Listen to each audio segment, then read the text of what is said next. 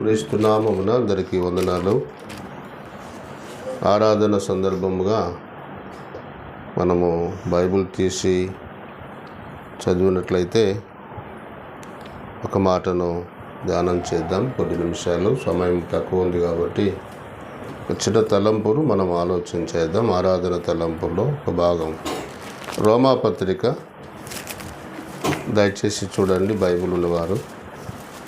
రోమాపత్రిక 9వ అధ్యాయం, రోమాపత్రిక 9వ అధ్యాయము 5వ వచనం. బైబిల్ ఉన్న వారంతా దయచేసి ఒకసారి చూడండి. మనము ప్రభు సన్నిధికి వచ్చాము. తండ్రి అయిన దేవుణ్ణి ఆరాధించడానికి మనం ఇక్కడికి చేరువచ్చాము. ఒక వచనాన్ని మనం ఆధారం చేసుకొని ఆరాధనలోనికి వెళదాము. ఆ వచనం చూద్దాం. రోమాపత్రిక 9:5. పితరులు వీరు వారు, శరీరమును బట్టి క్రీస్తు వీరిలో పుట్టెను.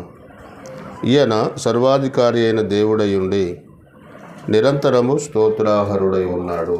ఆమేన్. ఇక్కడ మనం చదివిన ఈ వచన భాగాన్ని ఆధారం చేసుకొని తండ్రి అయిన దేవుణ్ణి మనము ఆత్మతో సత్యముతో ఆరాధన చేద్దాము. కొద్ది నిమిషాలు ఆరాధన తలంపులు 10 నిమిషాలు లేక 15 నిమిషాల లోపలనే మనం ముగించి ఆరాధనలో ప్రవేశించి ఆరాధించవలసిన వారమై ఉన్నాము. ఇక్కడ ఈయన అనే మాట ఉంది. ఈయన సర్వాధికారి అయిన దేవుడై ఉండి. ఎవరు ఈయన అంటే? ఈయన అంటే క్రీస్తు. ఈయన అంటే క్రీస్తు. పితరులు వీరు వారు, శరీరమును బట్టి క్రీస్తు వీరిలో పుట్టెను. ఈయన అంటే క్రీస్తు సర్వాధికారి అయిన దేవుడై ఉండి నిరంతరము స్తోత్రార్హుడై ఉన్నాడు. అంటే అర్థం ఏంటిది? స్తోత్రార్హుడై అంటే ఆరాధింపబడవలసిన వాడై ఉన్నాడు అని దాని అర్థం. నిరంతరము స్తోత్రార్హుడై ఉన్నాడు అంటే అర్థం ఏంటిది? ఆరాధింపబడవలసిన వాడై ఉన్నాడు అని దాని భావం. ఇక్కడ చూడండి, ప్రభు అయిన యేసుక్రీస్తు వారిని గురించిన మాట ఈ భాగంలో రాయబడింది. బైబిల్లో మనకు తెలిసిన వచనం ఏంటిదంటే యోహాను సువార్త 4:24. దేవుడు ఆత్మ గనుక ఆయనను ఆరాధించువారు ఆత్మతోనూ సత్యముతోనూ ఆరాధించవలెను అని రాయబడింది. ప్రభు అయిన యేసుక్రీస్తు వారే ఈ మాట స్వయంగా చెప్తున్నాడు. యేసు ప్రభు వారు ఏం చెప్తున్నాడు ఇక్కడ? దేవుడు, తండ్రి అయిన దేవుడు ఆత్మ గనుక ఆయనను ఆరాధించువారు ఆత్మతోనూ సత్యముతోనూ ఆరాధింపవలెననెను అన్నాడు. ఎవరన్నాడు ఆ మాట? ప్రభు అయిన యేసుక్రీస్తే అన్నాడు సమరయ స్త్రీతో.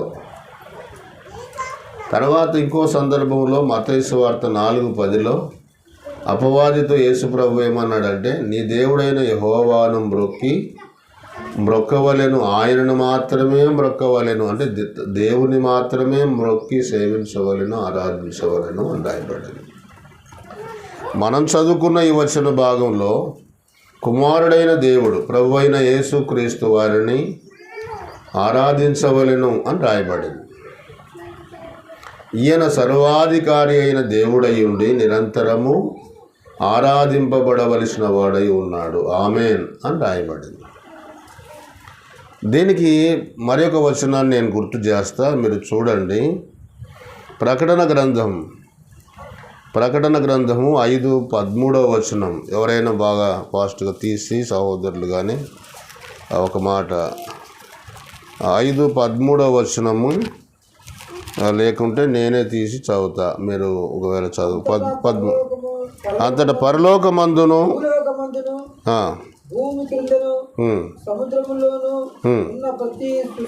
ప్రతి సృష్టము అనగా వాటిలోనున్న సర్వమును సింహాసనాసీనుడైన వానికిని గొర్రెపిల్లకును స్తోత్రమును ఘనతయు మహిమయు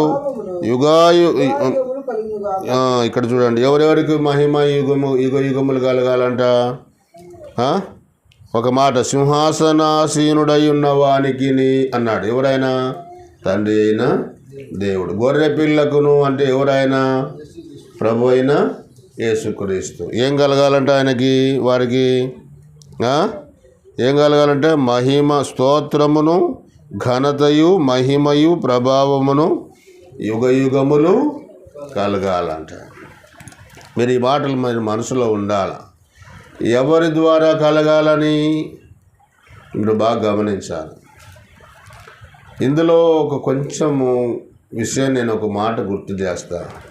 అసలు మనం ఆరాధించటానికి, మనము ఆయనకు స్తోత్రము చెల్లించటానికి, కృతజ్ఞత చెల్లించటానికి, ఘనపరచటానికి, మహిమపరచటానికి ఎవరు కారణము అంటే ఎవరి ద్వారా కార్యం జరుగుతుంది అంటే పరిశుద్ధాత్మ ద్వారా. ఎవరిలో నుండి అంటే మనలో నుండి పరిశుద్ధాత్మ అలాగ నడిపించి ఆరాధనలోకి మనల్ని ముందుకు తీసుకెళ్తాడు. ఫిలిప్పీ పత్రిక మీరు చూడండి. ఫిలిప్పీ పత్రిక 3:3 త్వరగా చదవాలి. ఫిలిప్పీ పత్రిక 3:3 శరీరమును ఆస్పదము చేసుకొనక దేవుని యొక్క ఆత్మ వలన. ఎవరి ద్వారా ఆరాధించాలి మనము? దేవుని యొక్క ఆత్మ. ఎక్కడ ఉంది? మన హృదయంలో ఉంది. పరిశుద్ధాత్మ అంటాం మనం. ఈ పరిశుద్ధాత్మ మనల్ని ప్రార్థనలోను ఆరాధనలోను నడిపించేవాడు. ఎఫెసీ పత్రిక 6:18 ఆత్మ వలని ప్రతి సమయమందును ప్రతి విధమైన ప్రార్థన అన్నాడు. ఆత్మ వలన. యూదా పత్రిక 20వ వచనంలో ఆత్మ వలన ఆరాధించుచు అని ఉంటుంది. రోమాపత్రిక 8:26 ఆత్మ ఉచ్చరింప శక్యము కాని మూలుగులతో మన పక్షమున విజ్ఞాపన చేయుచున్నాడు. ఆత్మ వలన ఆరాధన చేయాలి. గమనించాలి. సిస్టమ్ మనం గమనించాలి. ఎవరిని ఆరాధించాలా? తండ్రి అయిన దేవుణ్ణి, కుమారుడైన దేవుణ్ణి ఆరాధించాలి. ఎవరి ద్వారా?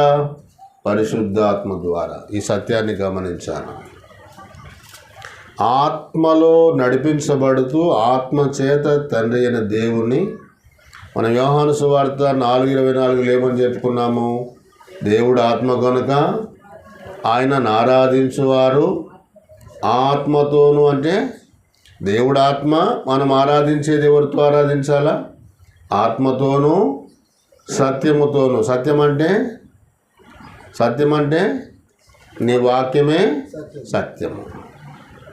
పరిశుద్ధాత్మ ద్వారా వాక్య సత్యాన్ని అనుసరించి లేక వాక్య సత్యానికి సంబంధించిన జీవితాన్ని కలిగి తండ్రి అయిన దేవుణ్ణి ఆత్మతోనూ సత్యముతోనూ ఆరాధించాలి. ఇక్కడ మీరు బాగా గమనించాలి. తండ్రి అయిన దేవుడు చాలా గొప్పవాడు. ఆయన మహాగణుడు, మహోన్నతుడు అని రాయబడింది. సర్వశక్తిమంతుడు, నిత్యుడగు దేవుడు అని రాయబడింది. ఆ గొప్ప దేవుణ్ణి మనము ఎలా ఆరాధించాలనంటే ఆత్మతో ఆరాధించాలి. దేవుని ఆత్మ నడిపింపు చాలా అవసరం. ఆరాధన తగినంత ఆత్మ నడిపింపు లేకుండా ఆరాధన చేస్తే మనం వర్షిప్ చేసి కూడా ప్రయోజనం లేదు. మీరు బాగా గమనించాలి. వాక్య సత్యము లేకుండా, మన జీవితంలో వాక్యానుసారమైన బ్రతుకు లేకుండా, ఆత్మ నింపుదల, ఆత్మ నడిపింపు లేకుండా ఓ పాట పాడిన వ్యర్థమే, వాక్యం చెప్పిన వ్యర్థమే, ఆరాధన చేసిన వ్యర్థమే. ఇది ఈ సిస్టమ్ మన మనసులో పెట్టాలి. తర్వాత ఇక్కడ ఆరాధించటము అని అంటే మీరు బాగా గమనించాలి. ఎవరు ఆరాధించాలా అని అంటే మీరు బాగా గమనించాలి. ప్రభు అయిన యేసుక్రీస్తు యొక్క రక్తములో కడగబడిన వారు, యేసు ప్రభువును నమ్ముకున్నవారు, ఆయన రక్తములో విమోచింపబడిన వారు తండ్రి అయిన దేవుణ్ణి యేసుక్రీస్తు వారిని ఆత్మచేత ఆరాధించాలి.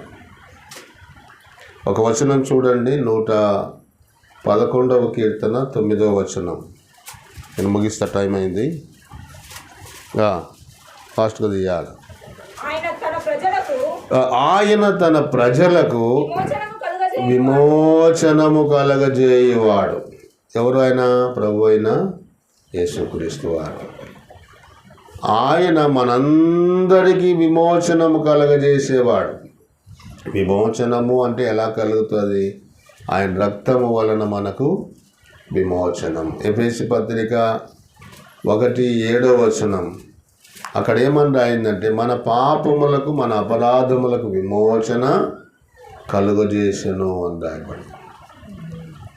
1 పేతురు పత్రిక 1:19 వచనంలో గొర్రెపిల్ల వంటి అమూల్యమైన గొర్రెపిల్ల వంటి క్రీస్తు రక్తము చేత మీరు విమోచింపబడితిరి అని రాయబడింది. యేసుక్రీస్తు రక్తము వలన విమోచింపబడిన వారు, పాపక్షమాపణ పొందిన వారే ఆత్మచేత వాక్యము ద్వారా సత్యముతో, సత్యం అంటే వాక్యము, వాక్యం చేత ఆరాధన చేయగలరు. ఈ మనసులో పెట్టాలి. వారు మాత్రమే దేవుని సమ్ముఖములో ఆత్మతో సత్యముతో ఆరాధన చేయగలరు. ఆత్మానుసారమైన బ్రతుకు, వాక్య సత్యానుసారమైన బ్రతుకు కలిగిన వారే తండ్రి అయిన దేవుని ఆరాధన చేయగలరు. ప్రభు అయిన యేసుక్రీస్తు రక్తము చేత విమోచింపబడిన వారు ఆయనకు కృతజ్ఞతలు చెల్లించగలరు. ప్రభు అయిన యేసుక్రీస్తు వారిని చూచి జ్ఞానులు ఏం చేసినారు? ఆ శిశువును తల్లి అయిన మరియను శిశువును చూచి, శిశువు అంటే ప్రభు అయిన క్రీస్తు, చూచి ఆయన ఎదుట సాగిలపడి పూజించి పెట్టెలు విప్పి సమర్పించిరి అని రాయబడి. ప్రభు అయిన యేసుక్రీస్తు వారు ఆరాధనకు యోగ్యుడు, ఆరాధించబడవలసిన వాడై ఉన్నాడు. తండ్రి అయిన దేవుడు కూడా ఆయనను ఆరాధించవలసిన వారమై ఉన్నాం. ఎవరి ద్వారా? పరిశుద్ధాత్మని నడిపింపు ద్వారా క్రీస్తు యేసు రక్తములో విమోచింపబడిన వారు ఆరాధన చేస్తారు. కలువరి శిలువలో ఆయన చేసిన బలియాగాన్ని తలపోసుకొని నన్ను జ్ఞాపకం చేసుకొనుటకై దీనిని చేయండి. ఒకప్పుడు ఇట్టి భాగ్యము లేని వారు, నేను ఆ పాపాలు ఆయన మీద మోసుకొని కలువరి శిలువలో తన ప్రాణం అర్పించి రక్తాన్ని చిందించి మరణించి సమాధి చేయబడి 3వ దినాన తిరిగి లేచారు. చూడండి, వాస్తవంగా శిక్ష మనది. మనం పొందాల్సిన శిక్ష ఆయన మీద మోపబడింది. ఆయన పొందిన దెబ్బల చేత మనకు రక్షణ, పాపక్షమాపణ కలిగింది అని మనం గమనిస్తాం.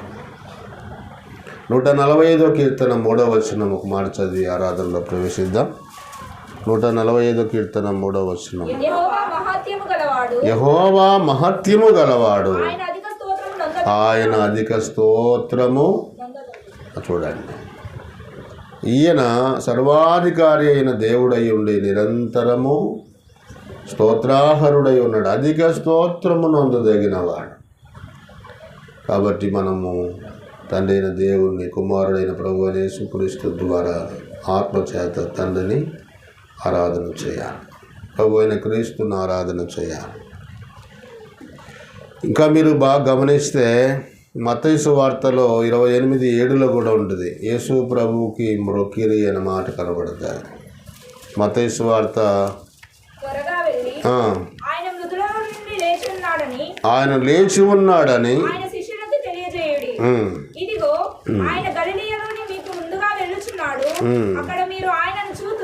ఆయనను చూతురు.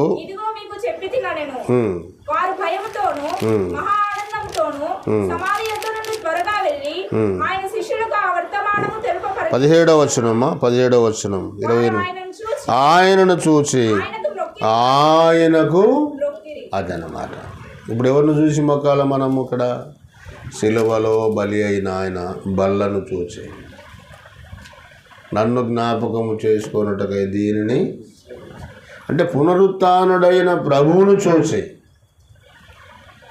కల్వరి శిలువలో ప్రాణం అర్పించిన ప్రభు అయిన యేసుక్రీస్తును చూసి మనం ఆయనను మ్రొక్కాల, ఆరాధించాలి. ఇది మనసులో పెట్టుకుందాం. దావీదు కూడా నా ప్రాణమా యెహోవాను సన్నతించుము, ఆయన చేసిన ఉపకారములలో దేనిని మరొక. ఉదయకాలము ఆయన చేసిన కల్వరి శిలువలో చేసిన త్యాగం, ఆ ఉపకారాన్ని మర్చిపోకుండా మనం ఆత్మతో సత్యముతో ఆరాధన చేద్దాము గాక. స్తుతులు చెల్లిద్దాం.